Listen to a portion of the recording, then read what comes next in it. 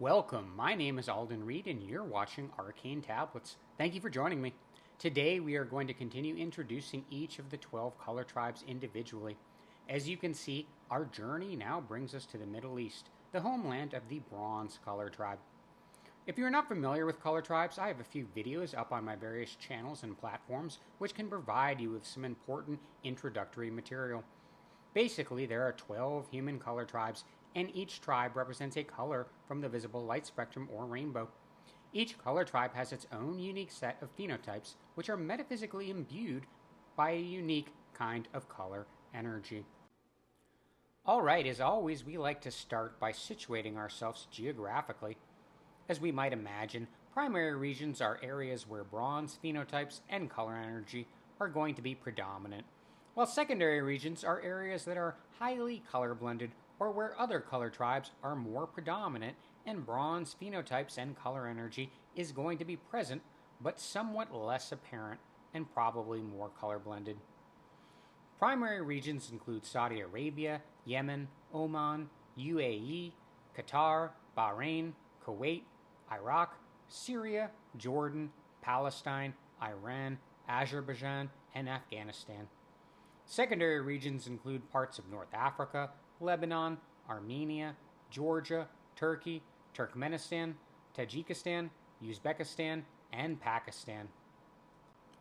Okay, so here's a map of the core regions of the color tribes of the world, which is also going to help give you a sense of where other color tribes are located.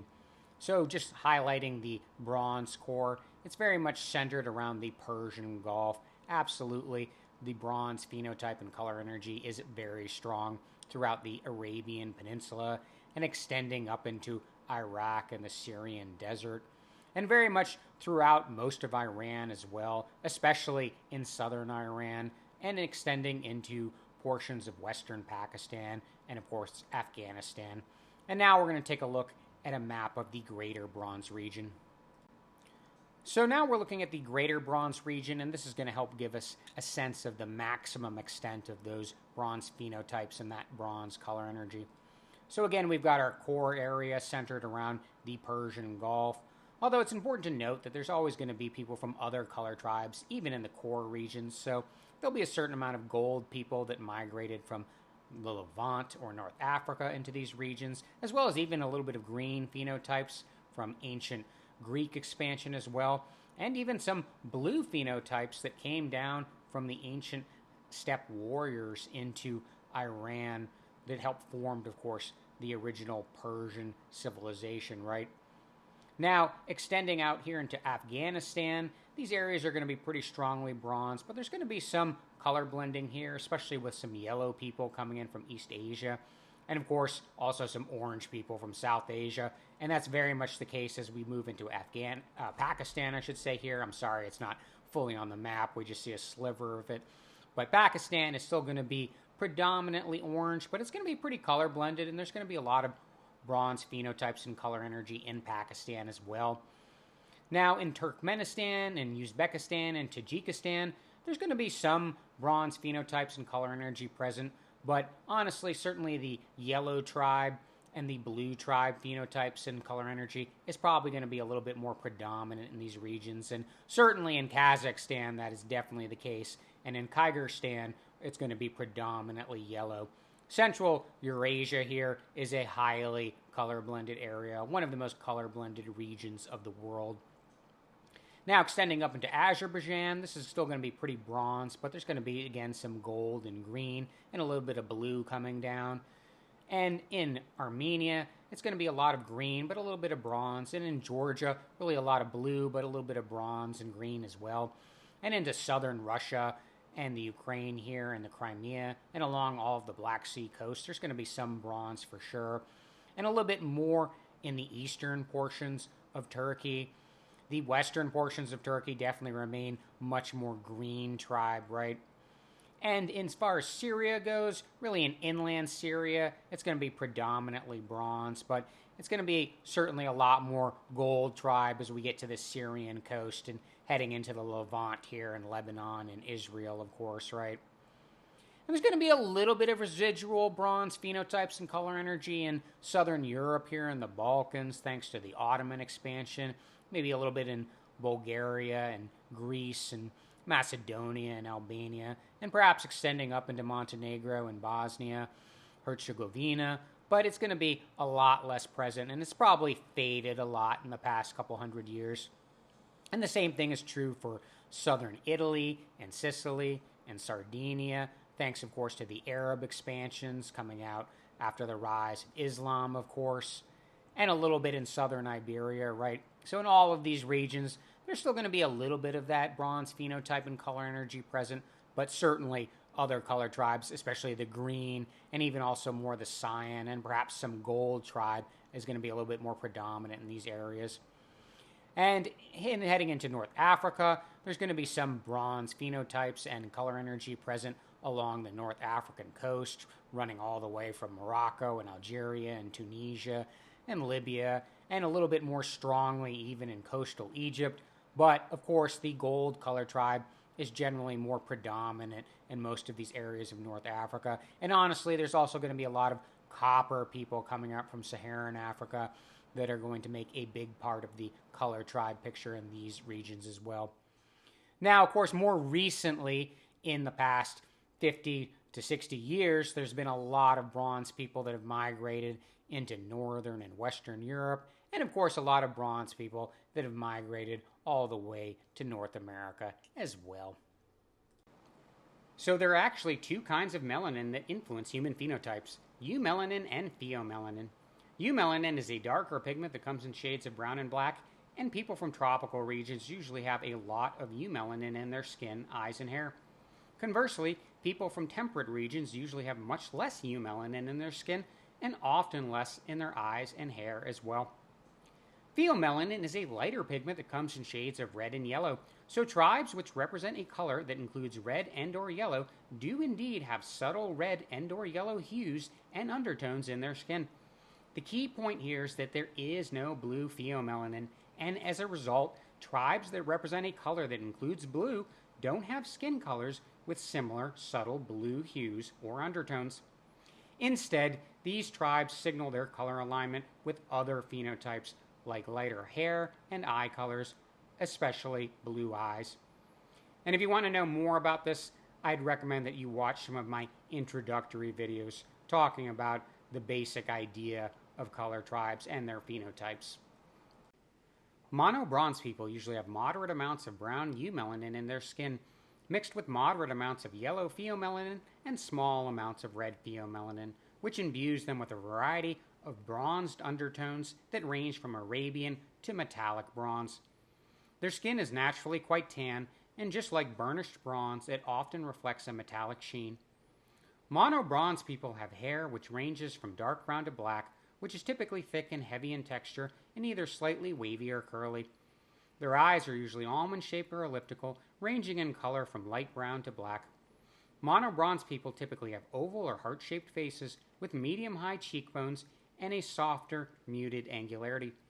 They usually have refined but still somewhat subtle jaw lines with medium-sized, expressive lips, sometimes forming a cupid's bow. Mono bronze people typically have prominent noses that are either straight or gently convex, which are usually narrow at the bridge but sometimes wider with rounded tips. Their bodies are usually lean and wiry, with slightly elongated heads and torsos, medium-sized limbs, and medium-sized builds. Although their builds tend to be more modest in size, they have a natural, sinewy muscularity, which provides plenty of physical strength. Mono bronze men typically have moderate to heavy amounts of body hair and plenty of facial hair as well. Many grow very thick mustaches and lustrous full beards. Thick, expressive eyebrows are also common among both genders. And of course, as always, it's important to remember that these phenotypes are not necessarily going to be perfectly accurate for everyone from the bronze tribe. And sometimes that is due to color blending with other color tribes, but even among mono bronze people, there's always going to be a natural amount of human variation when it comes to phenotypes, so it's important to keep that in mind. So before we continue, we need to talk about universal energy signatures and metaphysical correspondences. In basic terms, UES are raw primal energetic forces that imbue many different things and categories within reality, especially key metaphysical systems like astrology, archetypes, chakras, and color tribes. As a result, specific units or attributes from each of these metaphysical systems, like Leo, the leader, the solar plexus chakra, and bronze, share natural corresponding relationships with the other attributes imbued by the same UES. Energy signatures also imbue each color tribe with gender, quality, and elemental energies. By studying each color tribe's aspects and corresponding attributes, we can learn about their unique metaphysical color energy. In truth, all human beings are meant to represent a color from the visible light spectrum. Using these color terms helps us more accurately describe human phenotypes, but they also help us understand each tribe's metaphysical color energy as well. Color energy strongly influences the creation of cultures, ethnic groups, and nationalities. So although each of these metaphysical systems are imbued by the same set of primal universal energy signatures, each of them has a primary sphere of influence where they tend to be more predominant. Astrology primarily influences our core personality, basic approach towards life, and fundamental sense of individual being. It governs our inner or emotional lives and core personal relationships with family, friends, lovers, and co-workers. It is the most complex of the spiritual sciences and the most attuned to who we are as multifaceted individual beings. Color energy primarily influences our cultural values, our attitudes towards governance, and the formation of social systems. It also gives people a specific color comportment or way of carrying and conducting themselves in public. Naturally, color-blended people have a more diverse color-blended color energy. Archetypes primarily influence our professional life or the main reason, purpose, or goal behind our current incarnation. Primary archetypes define our core profession or purpose, while secondary archetypes modulate this primary energy. In essence, primary and secondary archetypes combine to make 144 unique sub-archetypes. Now, to be clear, these spheres of influence are not mutually exclusive, and to a certain extent, these UES-imbued metaphysical attributes are layered on top of each other and do create a cumulative stacking effect. Nevertheless, each system does tend to predominate in these different spheres. So now let's go over the Bronze tribe's aspects and corresponding metaphysical attributes to help us get a better idea of what Bronze color energy is like. The Bronze tribe is a masculine fixed fire tribe, and they are aligned with the solar plexus chakra, the astrological sign Leo, and the number 5. They're also aligned with the leader archetype, which is very similar to the archetypal energy of the father, the lord, the king, and the executive. The core essence of these archetypes is mastery. Mono-bronze color features are thoroughly saturated with metaphysical bronze color energy. Their bodies and physique perfectly symbolize bronze's masculine, fixed, and fire aspects, while also naturally synchronizing with bronze's corresponding attributes Leo, the leader, and the solar plexus chakra. Mono-bronze people have sun-baked skin tones, which give them complexions that shine with metallic warmth. They have a commanding but composed physical presence, and their facial expressions usually convey vitality, vigilance, and charisma. Their bodies and faces have a sculpted and chiseled appearance. With a firm and upright posture, their authority is implied through every aspect of their physique. Mono-bronze men often have elegant jawlines with prominent full beards and hair that grows dense and thick like a lion's mane, which exquisitely captures the essence of kingly Leo energy.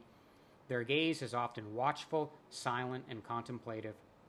Yet mono-bronze women carry themselves with a similar royal pose, and like female lions, they are graceful and sensuous, yet also powerful and dangerous. Their gaze is often warm and inviting, but deep within their eyes burns the fire of 1,000 suns. With proud features that are slightly angular and elongated, mono-bronze people evoke a sense of desert royalty and were designed to master and rule the sands of time. The Bronze tribe is the 5th oldest color tribe, and the first color tribe that did not evolve until after the fall of the ancient megalithic civilization. Indeed, Meltwater Pulse 1b initiated several thousand years of steady sea level rise, and the Earth started to take its new shape. As the glaciers melted, the Bronze tribe started to congeal in the Middle East, thereby initiating human civilization's rise into the solar plexus chakra phase of our development. Like the Orange tribe, the Bronze tribe remains firmly entrenched and predominant in its ancient ancestral homeland of the Arabian Peninsula and Iranian Plateau. And due to thousands of years of expansion far beyond their ancestral homelands, many bronze or color-blended bronze people can be found over a vast stretch of land from Atlantic Morocco all the way to the Indus Valley, as we have already discussed. The Bronze tribe pioneered the development of the classical civilizational package of grain agriculture, animal pastoralism, pottery, metallurgy, and alphabetical writing, which remained the basis of advanced civilizations for thousands of years. They also benefited from their interaction with the original Sumerian colonists of southern Mesopotamia, who brought the Orange tribe's wisdom and technology from South Asia and gradually assimilated with the rising local Bronze Semitic peoples to form a hybrid Orange-Bronze culture which truly rose to prominence after 3000 BC during the classic dynastic Sumerian period. Eventually, this color-blended culture gave way to the predominantly Bronze Akkadian and later Babylonian and Assyrian pastoralist warrior kings who rose to power right as the Age of Aries began in 2308 BC. Being imbued with masculine fixed fire energy and aligned with Leo, the leader archetype, and the solar plexus chakra, Bronze societies tend to emphasize power, wealth, dynastic rule, individual achievement, and expansionism via trade or war. The fact that the Bronze tribe rose to prominence right as the Age of Aries began created the perfect storm of metaphysical energies which led to the meteoric rise of kingship, war-making, imperialism, and palatial state-building, which characterized the Middle East and Mediterranean civilization for more than 2,000 years. Like all masculine color tribes, the Bronze tribe is far more likely to expand into the lands of their neighbors. This is especially the case for the three fire tribes. Indeed, we have already discussed the pink Austronesians and will address the Cyan Celts very soon. Whereas the Orange tribe is perhaps the most insular, the Bronze tribe is perhaps the most expansive. From the Akkadians, Babylonians, Assyrians, Persians, Arabs, and Turks to the modern Gulf states, majority Bronze societies often seek to dominate their neighbors and other color tribes via trade or war, and often both. Of course, Bronze societies are also well known for using their acquired wealth to build awe-inspiring cities, create beautiful art, and sponsor the development of science and technology. During the Age of Pisces, Bronze society also became deeply spiritual and religious, as this new astrological age energy fueled the rise and spread of Islam across the ancient Bronze lands and beyond. Bronze color energy often produces cultures that create somewhat more centralized and authoritarian governments, but it is important not to be too critical and understand this metaphysical color energy is largely what kickstarted the rise of post-Diluvian civilization and helped lay the foundation for modern global civilization to develop. That said, imbalanced Bronze cultures sometimes nurture controlling and patriarchal tendencies that can make it more difficult for democratic and gender-balanced societies to develop. In 1,000 different ways, we can easily see how this masculine fixed fire energy, so closely aligned with Leo, the king archetype, and the solar plexus chakra, have thoroughly imbued Bronze civilizations for more than 5,000 years. Alright, thank you for joining me on this journey of human color tribe exploration and celebration of human diversity. Please like, subscribe, and share this video with others. Next up, we are going to journey to East Asia and find out what is going on with the yellow color tribe.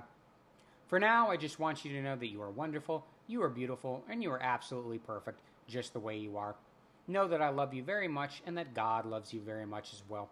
Many blessings. We will see you again very soon.